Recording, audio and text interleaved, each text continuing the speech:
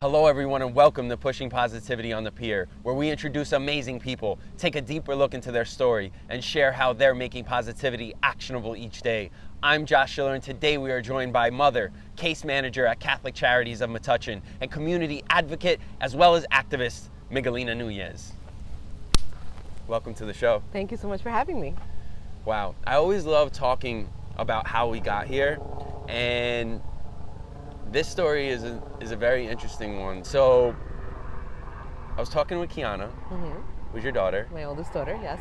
I've been keeping her in kind of in the loop of what's happening with HIGH5iVER, as well as what's going on with how the movement's progressing. And she always used to tell me, yeah, but like I think you should probably like meet my mom. So this is definitely like months in the making. Yeah. I'm not sure exactly. It might even be like 5 or 6 months in the making. But I'm happy we're finally here. And a testament to you and all the work that you're doing. Thank you. So I know you're working on some things in the community now, but let's take a few steps back. Okay. Where'd you grow up? I grew up in Union City. Actually. Okay. Yeah. My whole life. I stepped away for maybe 6 months and ended up right back in Union City again. So it's my hometown. Growing up in Union City, you've probably seen it change over the years. Yeah. What are some of the biggest changes that you've seen over the years? I mean, we've seen a lot of positive changes, which is great. You know, a lot of new schools, a lot of new things for people to go work, which is wonderful. But I also see a lot of people losing homes, a lot of properties going into foreclosure, and people ending up in the street. So, grew up in Union City, went to high school there, right? Did we go to college after? I went to college recently, actually. Me and Kiana both enrolled at the same time. That's awesome. Yeah, but and I'm still planning on going back for my master's, but one step at a time. Yeah. So now we're done with school, when we're done with high school, and then where'd you go after there? I actually started working in the garment industry, which is where I thought the money was at back then. So I used to commute back and forth into New York, doing computer work, doing data entry, doing stuff like that, which was exciting for me because I was working in the city. You know, you're young and now you have somewhere to go after work, and it's great. And then things happen, you know, companies close, we lose our work and stuff like that. My family started growing, and I had to come back to work to New Jersey. After 9/11, I stayed in New Jersey, and I wasn't the happiest. I was still working in the garment industry, but out of like Lyndhurst and stuff like that. And then just talking to people, I ended up becoming a foster parent. And slowly that put me into the role of social concerns, because then you started worrying about people as opposed to money. What made you want to get into the garment industry at first? Well, back then, that's where everybody went to work. When you went into the city, that's what you worked at. Either there or Wall Street. You know, it wasn't like you had like a big diverse... Fashion or finance? Yeah, it was one or the other. So I got into the fashion industry, but it was more working the computer side of it, like electronic data interchange, and I enjoy working with people. So it was like, you know, constantly talking to somebody new every day, which was great. The money was good, you know. And then when I came back into here, you're still working in the customer industry. So you're still working with people, dealing with people all over the country, not just here in New Jersey, and I love that. So becoming a foster parent, right? We talk about logical steps sometimes. It's like, okay, I was working in the garment industry, I wanted to make money, and then I became a foster parent. Like there had to be something in the middle of there. Definitely something in between. I had my oldest daughter, and as hard as it was, because I was a single mom, I thought about, well, if I can do it for her, I can possibly do it for another child. And when you look at the grand scheme of things, there are so many young people having children and not having that support. So a lot of these kids end up in foster care, or they end up out there to be adopted and stuff like that. I never thought that I would adopt. I never thought that I was actually gonna be a foster parent. It just seemed like the right thing to do at the time. So I followed up on it.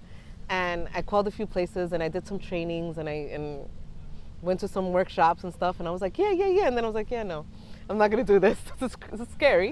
It wasn't until 5 years after my first inquiry that I actually became a foster parent. And of course, I dove right in thinking this is not a big deal. My daughter was now a little older and I was able to do this, until they knocked on my door with 2 kids, and I was like, oh my God. But then it just roller coaster from there. Like it was just like a revolving door. Kids just kept coming, and I have a hard time saying no. So every time that they said, can you open your home to somebody, I said yes, and my family just kept getting bigger. And what was that process like of going through actually becoming a foster parent? Becoming a foster parent was not that difficult. You know, it's background checks, it's getting your home licensed by the state. That's not the hard part. The hard part is the actual foster parent thing, because kids are in your home for a day as well as they can be in your home for a year. And regardless of how attached or unattached you become, you still miss them when they leave. So it's heartbreaking. I don't think there hasn't been one child that's left my home, regardless of the amount of time that they were there, that myself and my children all cried. I used to get people to tell me all the time, like, oh, look at what you're putting your kids through, because the kids come and they go. But I think that I did a good thing, because my kids now, if you ask them, they tell you they want to foster. So they got something good out of it. So Definitely. all in all, over the years, how many kids have you been able I've to foster? fostered 46. Oh, high five. 46 children. I adopted one, so and my little one that I have now. That's amazing. So I'm sure over that time, 46 foster children, there's probably some really good times, and there's probably some Very difficult times as well. Very difficult. I guess what was it that kept you going all those years? When maybe was there ever a point where you're like, what am I doing? Or Yes, I mean, definitely every time that a child that was there for a long period of time left, I was like, I can't do this anymore. This is too heartbreaking, you know? Sometimes the kids don't understand why they're leaving, you know, especially when they're young. They're thinking you're the one that's giving them back out, you know? So there were times that I said, I'm not doing this anymore. But then you get that phone call of, 12, 1 o'clock in the morning where they remove the child that's crying in the background and you hear them. How do you say, no, I'm not going to do this anymore? Like, I've always believed that you're put in a situation because you're the one that can handle that. So I did it for as long as I could, and I hope to get back to it eventually. Just right now, I'm at the capacity level, because you can't have more than 6 kids in your home and continue to foster. So one quote that comes to my mind is one that my aunt told me a while ago, and she said, if you were handed it, you can handle it. Exactly. I've always said that. And it's crazy, because one of my kids just did an essay for school, and they asked her, like, who's your hero? A Hispanic hero. And she was like, my mom. And the teacher's like, well, it can't be your mom. It has to be somebody else. And she's Moms like, can't be here. Yeah. What? She was like, no, it's my mom, because my mom has always helped somebody. My mom is the one that stops at the car to help a homeless person. My mom's the one that's always had children in the house, feeds the neighborhood, and so it's my mom. And the teacher's like, okay, that's what you want to write on. And she wrote this incredible essay, and it's like brought tears to my eyes, because I was like, she's listening to me, you know? She said it, because I've always said, God doesn't give you something that you can't handle. And she mentioned it in her essay, and I was like, yes! I got quoted. Yes! So it's exciting. So, started off in the garment industry, became a foster parent, and now you've been working for Catholic Charities. Actually, when I was a foster parent, I was recruited to go work with an agency called Foster and Adoptive Family Services. And we advocate for families that were foster parents that don't have, because as a foster parent, you don't have a voice. You're just there to foster this child, and the kid's gonna go back home. Your feelings, your thoughts, what you thought was gonna happen doesn't count. It's what the judge says and where these kids go. So I was that voice in between that foster parent, that biological family, and the court. So I did that for actual 7 years. How'd you get into that? They called me from the division, like, look, you're really good with talking to families. You're always talking, you always going to meetings. Like, what do you think about this? And that's how I left the garment industry and ended up in the social side of it. When you work in the banking industry or an accounting industry, you're like, okay, you go home, you got a paycheck. This is how much you made. When you go home and you know that you helped the family, or you go home and you feel like you did, like, it's more gratifying. You could sit home and be like, yeah, check this out. Look what I did today. Not, I balanced the checkbook. So I like that side of it. So that's when I actually went back to school and decided to get my associates in psychology and now my bachelor's. And my goal was to go into social work, right? I was working for Foster and Adoptive Family Services as an advocate for 7 years. And I worked with so many different families across Hudson County, Bergen County, and Essex County, giving good kids gifts, making events for the families, keeping families together, which was huge, up until 7 years ago when I was actually diagnosed with MS, and I wasn't able to do that commute back and forth to where they wanted me to go. So I had to resign my position from there, and like 2 days later, I was offered the position at Catholic Charities. So I'm like, okay, well, it was a closer drive. I'm still working with the same dynamic. And up until 2 years ago, when about 1.5 years ago, when they said, well, this program is closing down, but we have this other great opportunity for you, but it's working with the homeless. And I was like, what? So it was a humongous change, and that's how I ended up working with the homeless. It's heartbreaking because you're in your head, you're saying, I'm doing this amazing job. I'm doing this, look how many families I'm getting, look how many people I'm helping. And then all of a sudden it's like, yeah, you're not doing that anymore, now you're doing this. But then I thought about it and I was like, you know what? You're put where you're needed. and maybe that's where I'm needed now. So I started with the homeless a little bit over a year ago, and I've just rocket ship from there.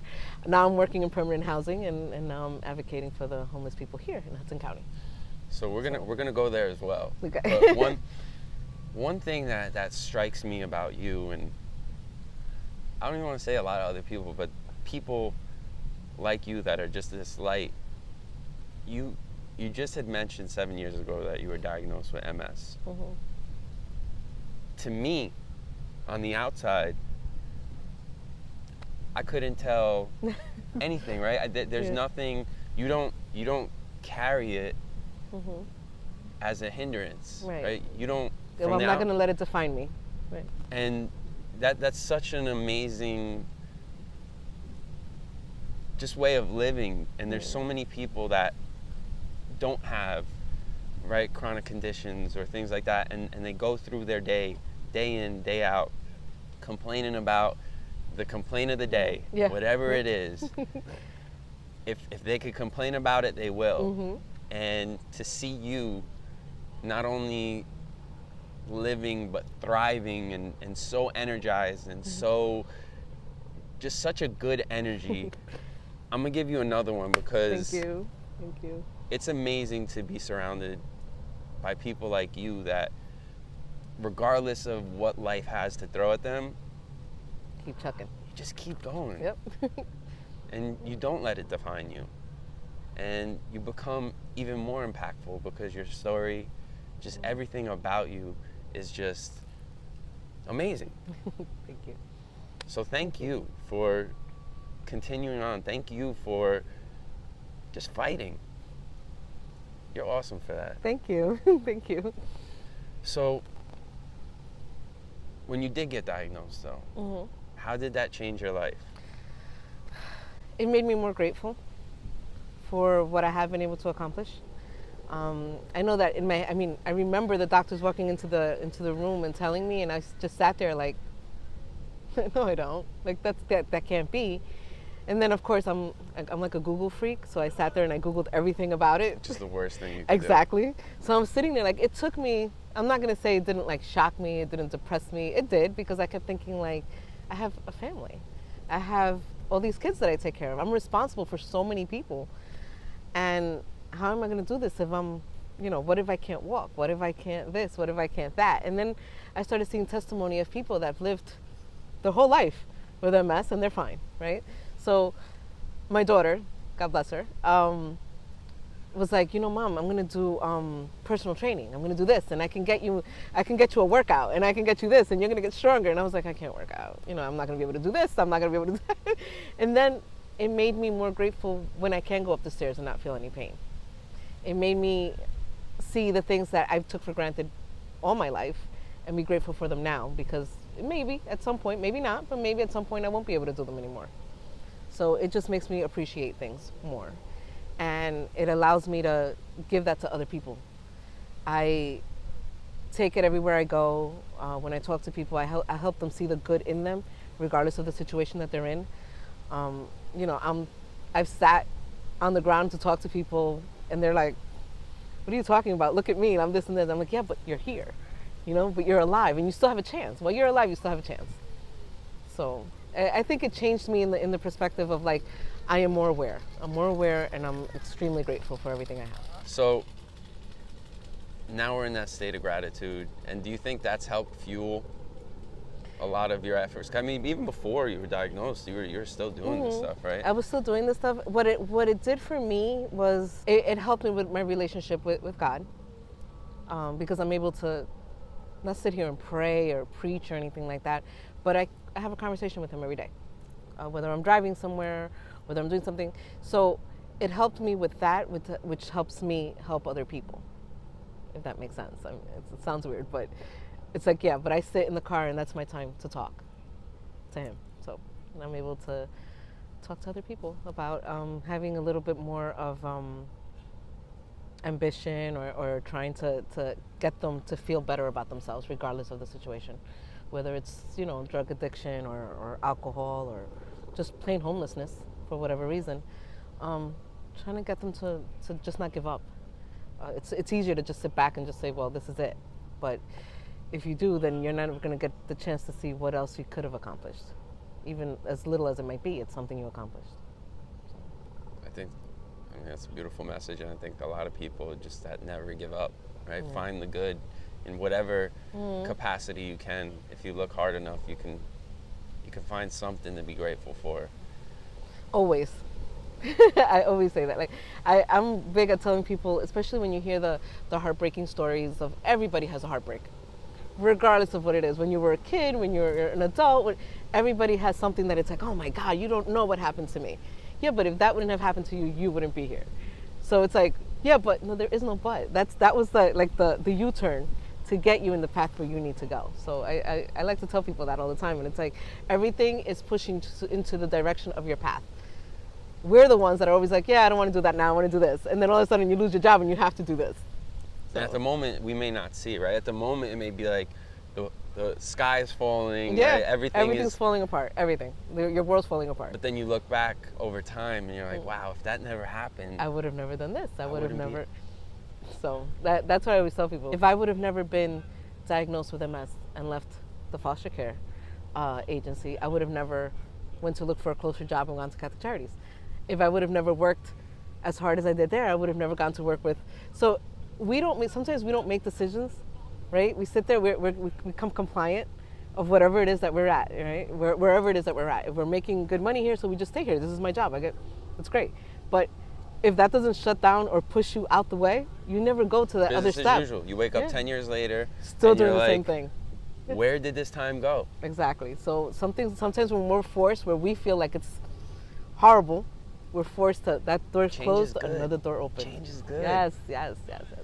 So, okay, so now we get through diagnosis, we're thriving, we're still doing what we need to do, and now we've been reassigned. Yes, reassigned. That was heartbreaking, again, because I was like, I love working with children. Kids are everywhere I go. I mean, I just absolutely love working with children.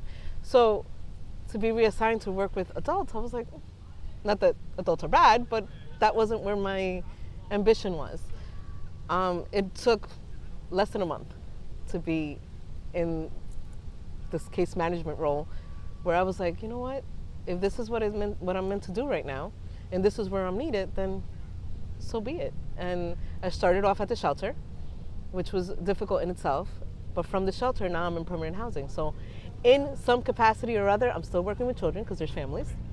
And we're helping them. You figured out how to still. Yes, I still got there. So I'm still working with families, and we're keeping them permanently housed, making sure that they have everything that they need so that they don't end up back in the street.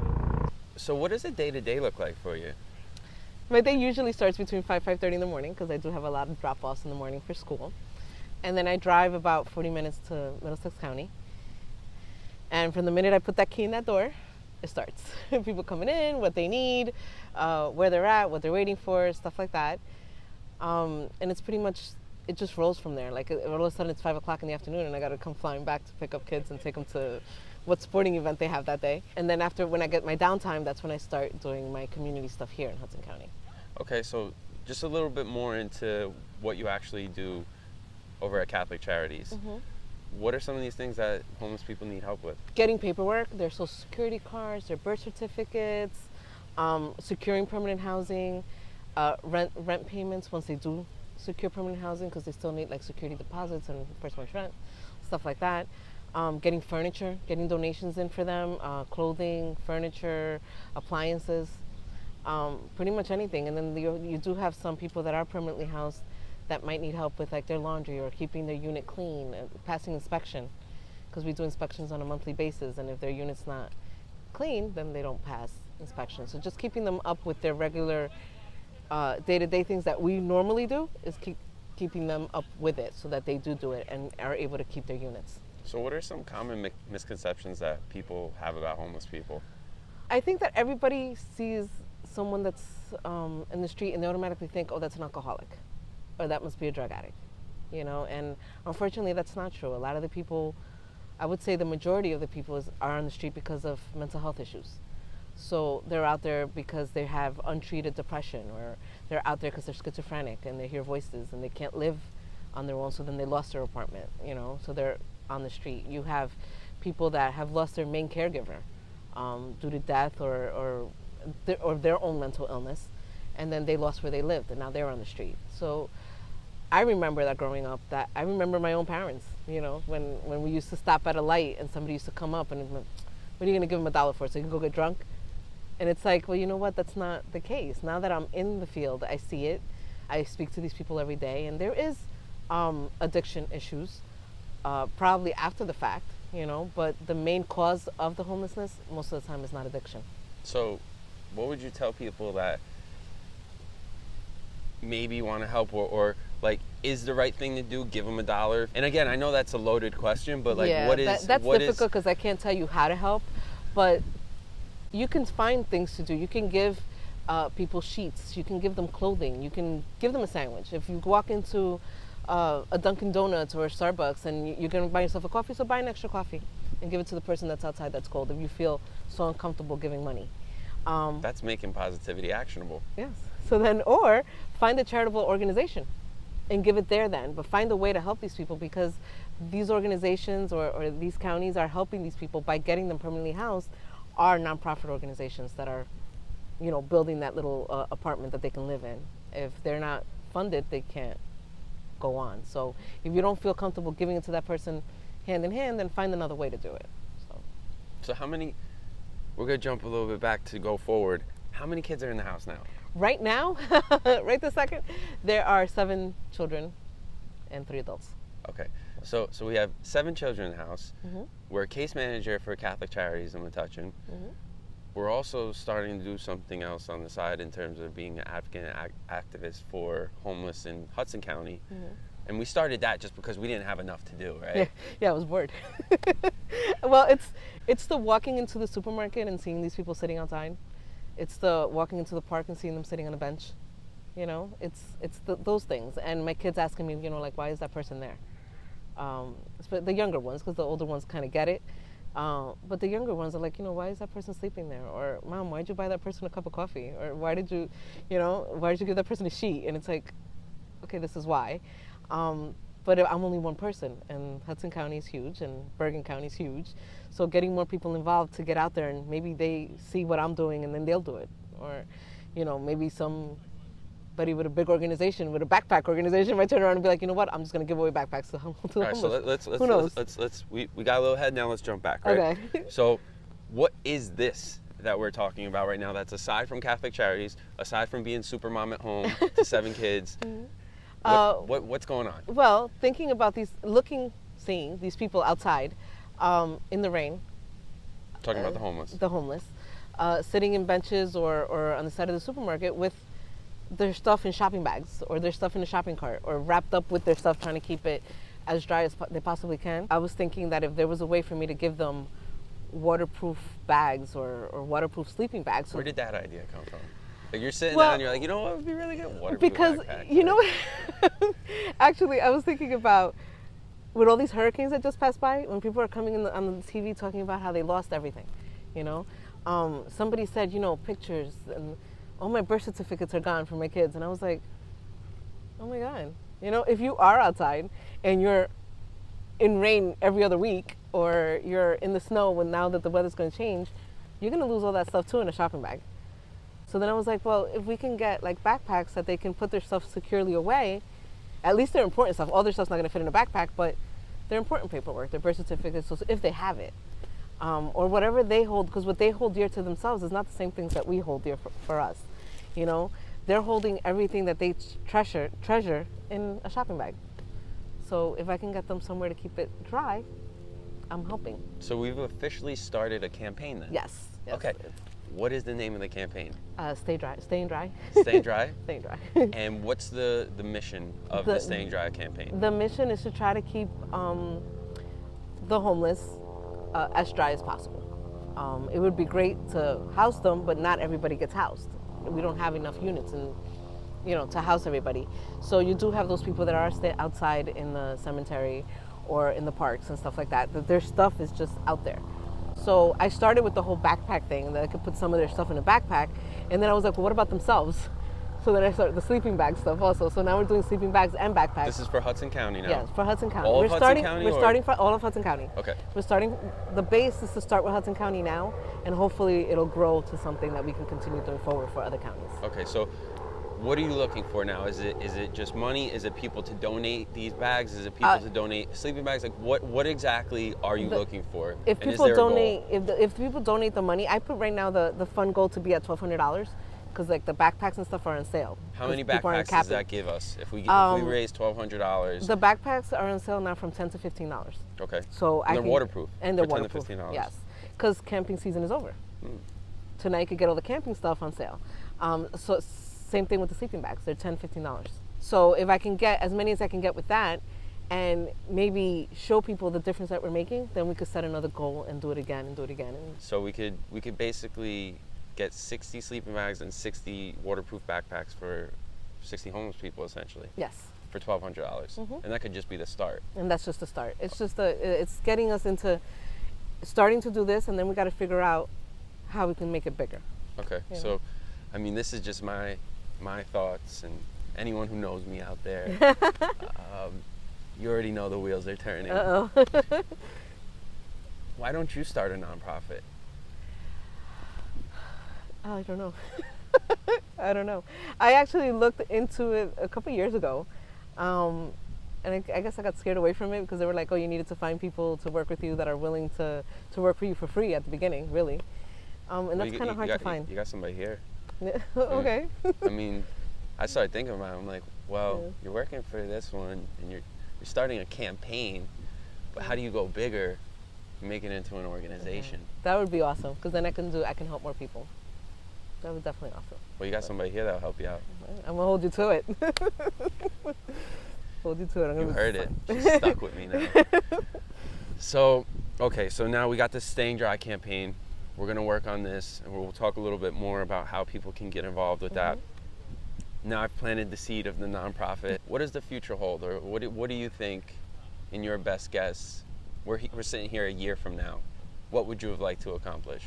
Oh my goodness. I would have liked to expand this into something that's a common thing, where people are constantly donating either backpacks, sleeping bags, or the cash for it, so that I can, because things are perishable, I can turn around and help more people and move into other counties and maybe have the same thing working in other counties with other people.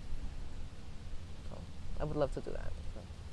So this is usually a part of the show where I like to kick it over to you and give you a moment or two where you can just address the audience and let them know whether it's guiding principles that have helped you in your life, things that help you from a day-to-day basis, or just general experience and knowledge that you've gained over the years that could possibly help them. Well, I think that my guiding principle is to never give up, and trying to show other people and be their motivation to not give up as well has gotten me to this point. And I would like to let other people in on this, that it's not okay to stay still. You need to keep moving, and with movement, we make things happen. And I think that a lot of times we get the analysis paralysis takes over, and we start thinking about all the things that can happen or that might happen that wind up never happening, that causes us to be still, right? Causes us to not move, to not take action, you know, and especially when it comes to maybe not having millions of dollars to donate, we might start to think, well, how much of an impact could I really make? Right. And I'll never forget from episode 5, Adam San Miguel, he had said something, you don't have to be a millionaire, billionaire, or a thousandaire for that matter to cause an impact, right? Work with what you have. Right. Start somewhere. Helping one person is better than helping zero people. Exactly. And I think you're a testament to that, where you work with what you have. You work despite of all these obstacles that have been put in front of you. And for that, I just want to say thank you. And I want to say, keep doing what you're doing, and you have full support, not only from me, but from the entire HIGH5iVER family as well. And now if people want to get in contact with you, what is the best way to do that? Let them know how they could get in contact with you. I can be reached through my Facebook page at Miguelina Nunez. I can be reached through my email, miggy418@yahoo.com. How you spell that? MIGGIE 418@yahoo.com, or I can be texted to 201-527-5173. And then Miguelina, that's Miguelina. Uelina. Nunez, Nunez. Some people aren't the best spellers. Well, that's a hard name. Right? All right, so two things left. Number one, thank you so much for being here. Thank you for having me. Thank you for taking time out of your day. Thank you for being you. Your story is nothing short of amazing. You're now part of the HIGH5iVER family. Yes. You're now part of something that is just beginning. And we're just at that point where this is just the start. So I can't thank you enough. Thank you. And then finally, this is of the utmost importance. This is how we end the show each week. Okay. Thank you so much for being here. Thank you. You get a hug too. Thanks. Have a great day. Thank you.